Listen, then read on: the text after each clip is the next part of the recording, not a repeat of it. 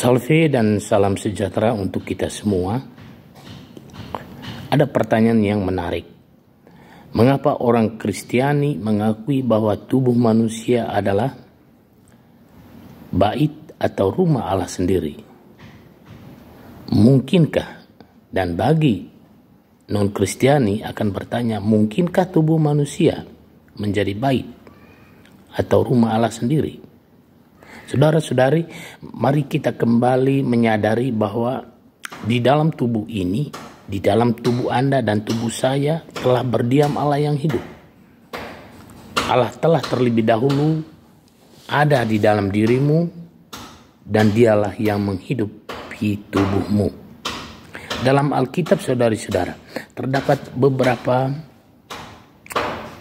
ayat yang menegaskan bahwa tubuh manusia adalah bait atau rumah Allah sendiri. Dalam surat pertama Rasul Paulus kepada jemaat di Korintus, 1 Korintus pasal 3 ayat 16-17. Dia katakan, "Tidakkah kamu tahu bahwa kamu adalah bait Allah dan bahwa Roh Allah diam di dalam kamu? Jika ada orang yang merusakkan bait Allah, maka Allah akan membinasakannya. Karena bait Allah itu kudus dan bait Allah itu ialah kamu." Jadi bait Allah adalah kamu. Tubuhmu adalah bait Allah. Yang kedua, dalam 1 Korintus pasal 6 ayat 19-20, sekali lagi Rasul Paulus menegaskan, dikatakan, "Atau tidak tahukah kamu bahwa tubuhmu adalah bait Roh Kudus yang diam di dalam kamu? Roh Kudus yang kamu terima dari Allah, dan bahwa kamu bukanlah milik kamu sendiri, sebab kamu telah dibeli dan harganya telah lunas dibayar. Karena itu, muliakanlah Allah dengan tubuhmu." Roh Kudus berdiam di dalam kamu. Dalam surat kedua kepada jemaat di Korintus, 2 Korintus pasal 6 ayat 16, dia menulis, Rasul Paulus menulis, "Dan apa hubungan bait Allah dengan berhala? Karena kita adalah bait Allah yang hidup. Seperti yang telah dikatakan Allah, 'Aku akan diam bersama-sama dengan mereka dan berjalan di antara mereka, dan aku akan menjadi Allah mereka, dan mereka akan menjadi umatku.'" Saudara-saudari, konsep bahwa tubuh manusia adalah bait Allah sendiri didasarkan pada pengajaran Alkitab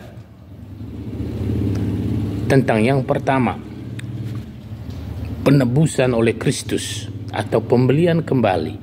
Manusia telah dibeli kembali oleh darah Kristus.